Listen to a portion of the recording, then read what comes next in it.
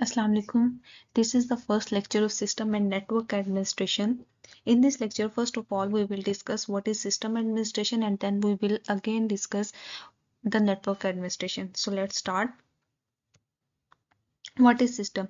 System is basically a component of small components. छोटे छोटे components आपस में मिलते हैं और वो मिलके एक specific function perform करते हैं तो वो मिलके एक system बनाता है. यहाँ से definition को मज़ीद elaborate करते हैं. System is an interconnected set of elements यानी छोटे छोटे components आपस में जब मिलते हैं that is coherently mean at the same time पे वो आपस में मिलते हैं और functioning perform करते हैं और एक specific function perform करते हैं और एक specific purpose को achieve कर लेते हैं. इसके जो बेस्ट एग्जांपल है अगर मैं उसको डिस्कस करूं तो digestion is the best example in our real world. Digestion के लिए हमारा माउथ, हमारा ओसोफेगस, लीवर, किडनी, हमारा blood, intestine, it include both small and large intestine, include सारी चीज़ें, सारे कंपोनेंट, सारे ऑर्गन्स आपस में कंबाइन होते हैं तो वो मिलकर एक डाइजेशन का फंक्शन परफॉर्म करते हैं.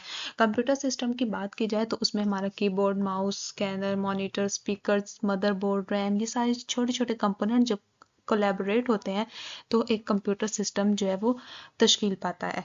नेटवर्क सिस्टम में मुख्तलिफ routers, hub, wires, work stations मिलते हैं और एक नेटवर्क सिस्टम बिल्डअप होता है और वो नेटवर्किंग की फैसिलिटीज कस्टमर को परफॉर्म करके देता है. तो इस तरह की बहुत सारे एग्जांपल हमारे रियल वर्ल्ड में जिसमें हमारा सोलर सिस्टम, डेटाबेस का सिस्टम या मैनी मोर सिस्टम एग्जिस्ट करते हैं हमारे रियल वर्ल्ड में. नेक्स्ट है what is system administration. System administration क्या है और इसका फंक्शन क्या होता है और इसको कौन हैंडल करता है, इसके बारे में डिस्कस किया जाएगा स्लाइड में.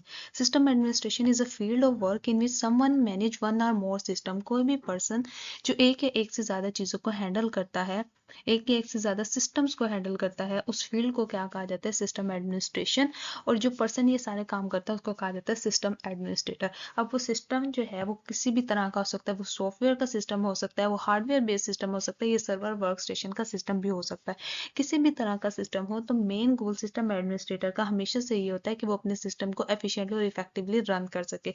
उसके लिए वो डिफरेंट काम करता है, अपने सिस्टम की इंस्टॉलेशन करता है, उसकी मेंटेनेंस सुपरवाइजिंग करता है और उसके लिए किस तरह के हार्डवेयर की सपोर्ट रिक्वायर होती है वो सारी सपोर्ट की फैसिलिटी को मेक श्योर करता है.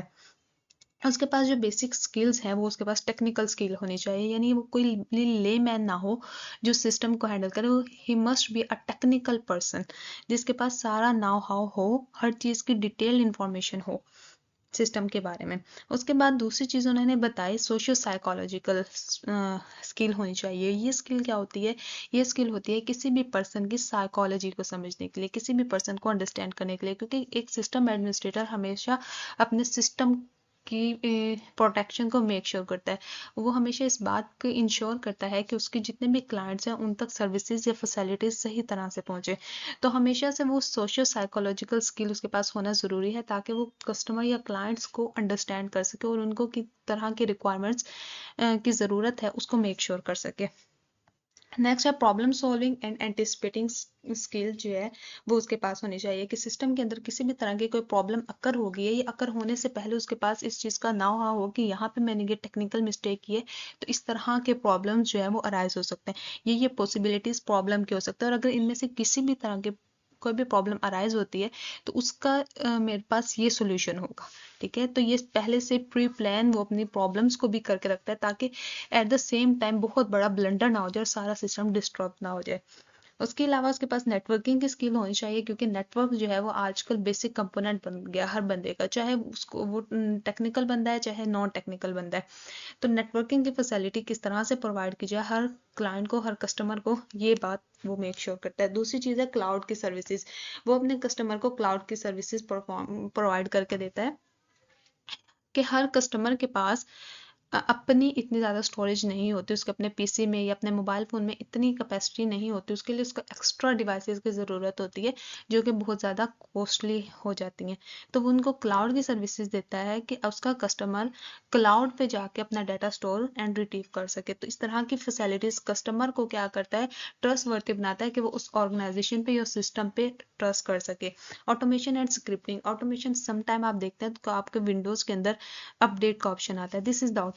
क्या आप वहां पे जाके सिर्फ अपडेट के बटन पे क्लिक करते हैं तो वो आपका खुद ब खुद अपडेट होना शुरू हो जाता है, आपको नहीं पता होता कि आपके सिस्टम में किस तरह की चेंजेस हो रही हैं. तो इसको कहा जाता है ऑटोमेशन। और स्क्रिप्टिंग होती है कि ऑटोमेशन के लिए मुख्तलिफ तरह की लैंग्वेजेस यूज होती है, like C plus plus, Java, Python. तो ये सारी languages, this languages are called the script languages. तो जो सिस्टम एडमिनिस्ट्रेटर होता है वो हमेशा इस बात को मेक श्योर करता है कि वो स्क्रिप्ट लैंग्वेजेस आपके पीसी पर या अपने क्लाइंट के पास भेजे और वो उसको ऑटोमेशन पे लगा दे। कस्टमर को खुद इतनी ज़्यादा मुश्किल बर्दाश्त ना करनी पड़े कि उसको ऑटोमेट करना पड़े, हर चीज़ खुद ब खुद ऑटोमेटिकली हो जाए।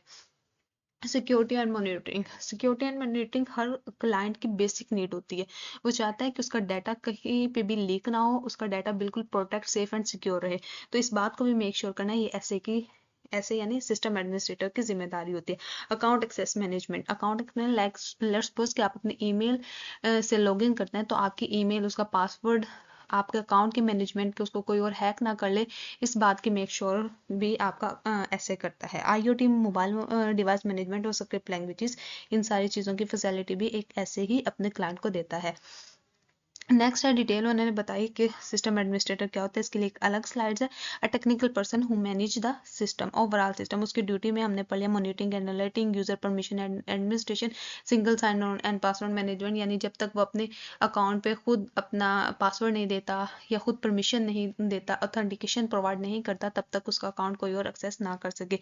फाइल ऑर्गेनाइजेशन एंड मैनेजमेंट, उसने जितने भी अपना डाटा स्टोर कराया अपने अकाउंट में या क्लाउड की सर्विसेज जो प्रोवाइड की जा रही है उसमें जितना उसका डाटा या इंफॉर्मेशन मौजूद है वो उनकी मैनेजमेंट रहे। ठीक है।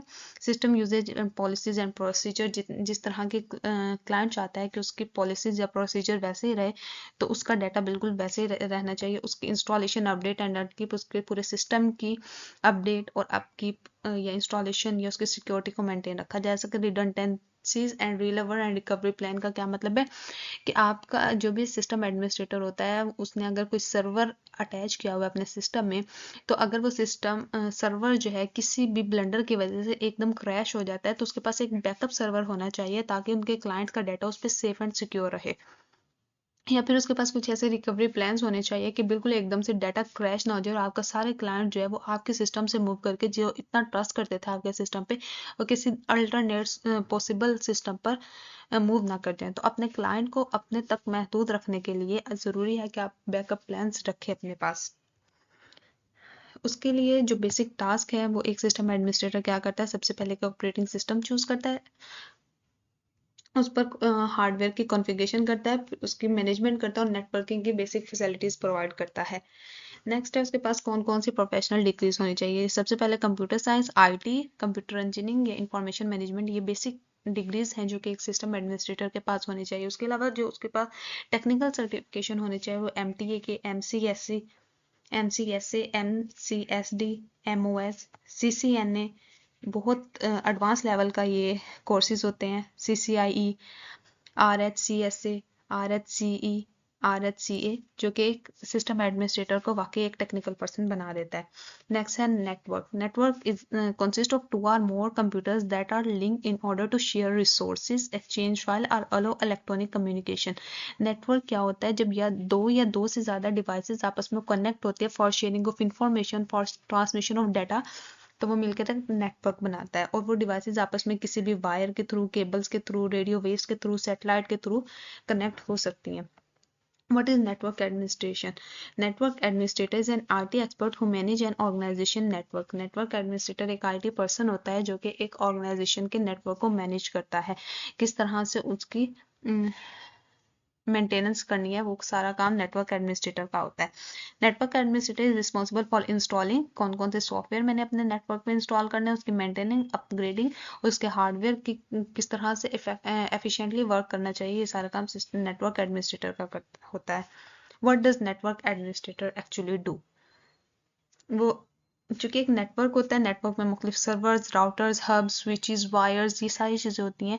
तो देखना है कि वायर्स कहीं से क्रैश ना हो जाए, कहीं से टूट ना जाए। ठीक है, एक वायर टूट जाता है तो एक वायर का टूटने का मतलब है कि बहुत ज़्यादा नंबर ऑफ क्लाइंट्स आपसे दूर हो जाते हैं क्योंकि उन तक सर्विसेज नहीं पहुंच रही होती।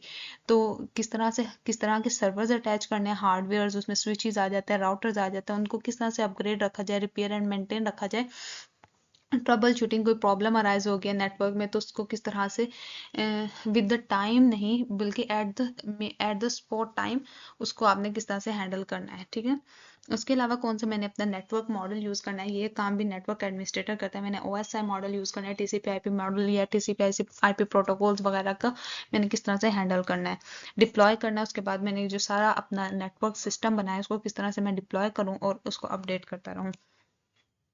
Last है penetration testing. It is also called the pen testing or ethical hacking. This is a cyber security technique which is used to identify, test and highlight vulnerabilities in their security posture. Vulnerabilities कहते हैं weaknesses को। ये एक penetration testing होती है जो कि कोई भी organization करती है ताकि वो आइडेंटिफाई कर सके कि कौन कौन सी vulnerabilities उनके सिस्टम में मौजूद हैं और अगर कोई भी वल्नरेबिलिटी मौजूद है तो उनको किस तरह से रिजोल्व किया जा सकता है। This penetration testing are often carried out by ethical hacker. Ethical hacker ये टेस्टिंग करते हैं। This in house employees or third parties mimic the strategies and action of an attacker. ये जो एथिकल हैकर होते हैं ये ऐसे एक्शंस करते हैं जैसे को कोई हैकर करता है।